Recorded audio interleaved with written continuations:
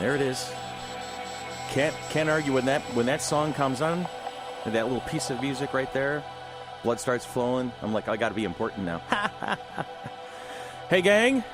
Welcome for yet another tour through the mad mob of merriment, myth, mirth. Wow, kind of alliteration I can work out with. This is Chris talking to you from the studios at WFC3. As always with me, Billy, Tanya, Brian, Jason Hilton. But we have a new friend in the studio today in the likes of, what would we call you? Local wrestling personality. Sure. Local personality works. Wrestling personality. There we go. Colin Delaney. Former WWE superstar. There we go. Former WWE. I was not sure which honorific you wanted to lean on the most. Any of them. All of them. That's great. And Colin's going to help us put a little spin on our the wrestling part of the 2017 convention that we're going to be working on this year. In a matter of months, it's going to be springing itself up on the hallowed halls of the Rochester Riverside Convention Center, May 20th and 21st of 2017. So today is basically we're going to just focus on that show, really. This is the reason we came up with the podcast in the first place, and we've had a lot of fun talking about a lot of different geek issues and nerd stuff and movies and comic books and TV series and things like that and things we want to see and role-playing games and all sorts of fun stuff. But today we're going to start narrowing the focus on the reason that brought us all together in the first place, and that is the Flower City Comic-Con in its second year, heading for its second show. And Brian, tell us a little bit more about what you see coming together. Oh God, we got based on last year. We had a bunch of feedback about vendors and artists, and we really care about the art form here at the convention. I mean, promoting the art, the comic art, and right. That's one of the main things we want to do, because if you're going to have a Comic-Con, that's got to be one of the basics of it. Is the artwork. So really focused on getting some more comic book vendors, and we've got between 4 and 6. Got a couple commitments that haven't quite committed yet. But, okay. No, we had 3 last year. Yeah, we have 4 nailed down right now. And I'm looking at 2 more potentially. And that's great because, a lot of the local conventions that have occurred in the Rochester area, that's usually right around 3 or 4. But so we're going to try and push that number to 5, 6 in that neck of the woods. And then on top of the 4 to 6 major comic artists that we're going to have, inkers, illustrators, pencilers, your Larry Hamas, your Joe Juskos that we've announced. Right. We have over 30 local artists that are going to be there as well. How many?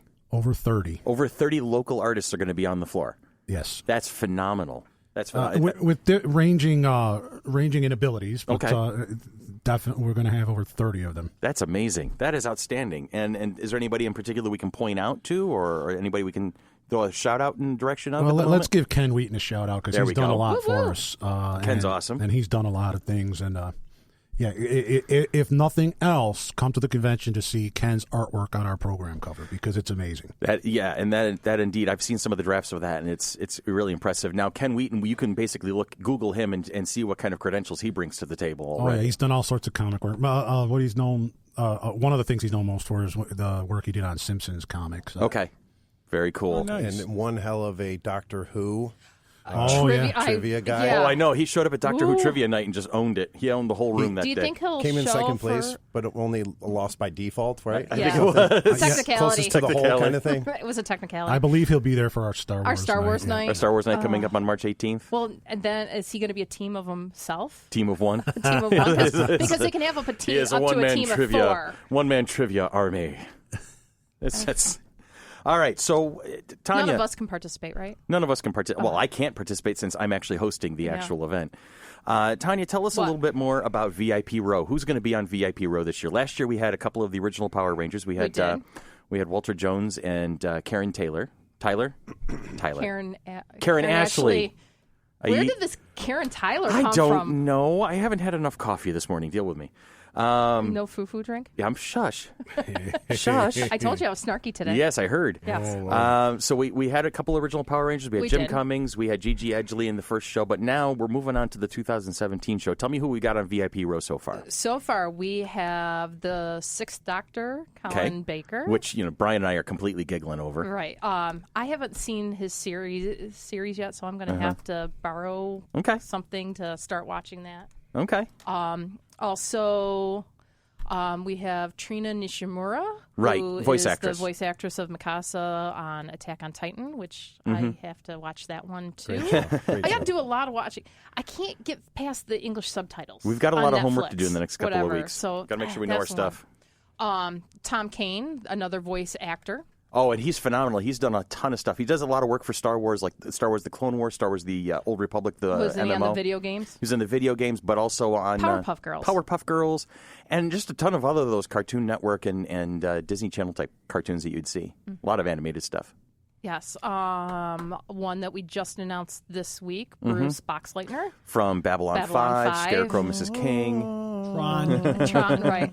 So I'm like, that's like one of the names I knew.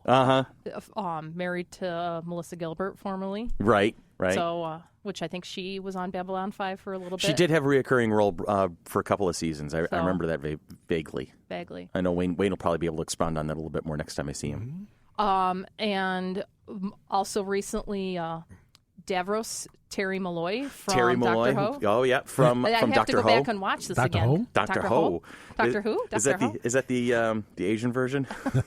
Listen, I'm tired. And what's great is he was Davros across from Colin, so it's really a great time. So the two of them are going to see each other for like the first time in a while again. And I assume. that's in courtesy of Wibbly Wobbly Timey Wimey. Yes, .com. That's Heather's group, right? Yes.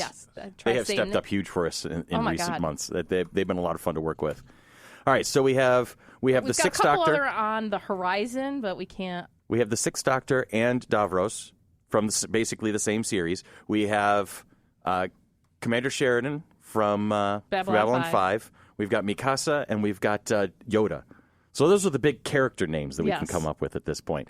All right, with Tim Kaine, Trina Nishimura, Tom Kane. And Karen Taylor. No, that was last year. It was Karen Ashley. Wow. I'm beginning to wonder if maybe I should just say cut and start over again at this point. But I'll keep soldiering on. I'm going to keep soldiering on because, I'm not perfect. We're going to see how many more name faux pas we can do.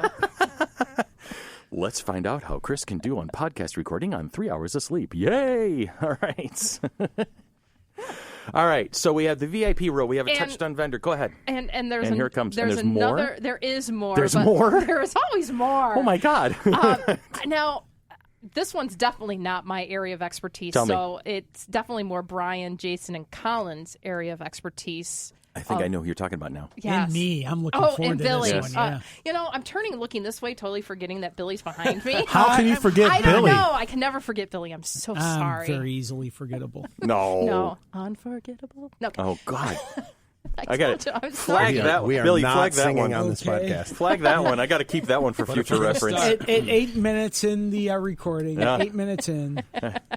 I start singing. Tanya has started singing and recording. Okay. Okay. But who do we got?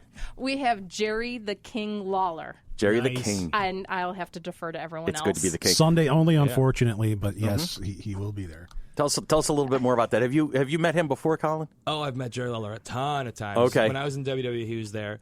He's like the perfect wrestling Comic-Con type guest because he does artwork for comics also. No, does he really? Yeah, he does. I don't think I knew that. That is awesome. Yeah, no, Jerry Lawler's a huge artist. That is awesome. Amazing artwork. So that's like a bonus. I heard he'll sit there and he'll just draw while he's sitting at the table and talking to people. So that's fantastic. That's cool. It's crazy. That is fantastic. He's a huge superhero geek. Okay. I heard he collects Superman stuff. Yep. Really? Yep.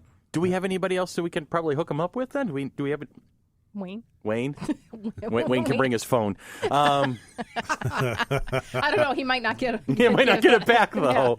Yeah, All right, that's cool. So, we're touching on, so we're touching on sci-fi TV.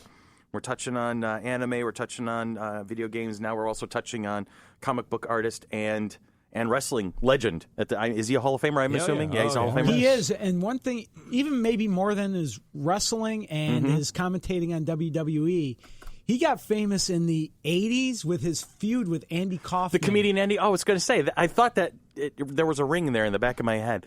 How did that all play out, Billy? Well, Andy Kaufman was a huge wrestling fan, and so he started a thing where at the time, Jerry Lawler was the champion in Memphis, like Memphis wrestling. Okay. And so Andy Kaufman started mocking Memphis wrestling fans. I'm from Hollywood. I know I'm way better than you folks. Oh, jeez. And he just in that started, way that Kaufman didn't he call himself the transgender champion of the world? Yes, because he used to wrestle women. And so it turned into a whole feud between Jerry Lawler sticking up for Memphis and his wrestling and Andy Kaufman being the arrogant actor from Hollywood, making fun of the Southern hicks. I'm from Hollywood. No, I'm from Memphis, Tennessee, and he'd do this hillbilly voice. Okay. And it wound up with Jerry Lawler and Andy Kaufman wrestling in Mid-South Coliseum. Oh, no. Where Andy Kaufman wound up with a quote-unquote broken neck. Okay. From not just one, but two pile drivers. Oh, God. Ow.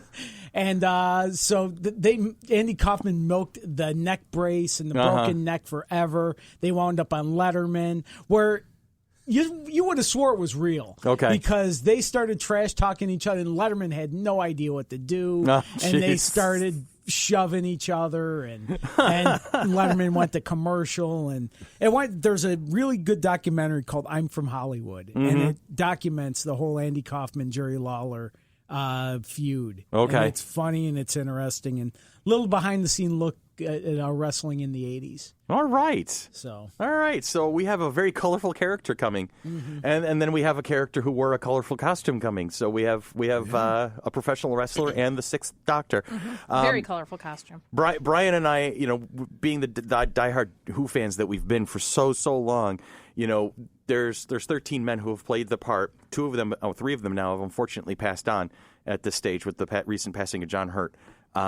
But we're hoping to meet as many of them as we possibly can.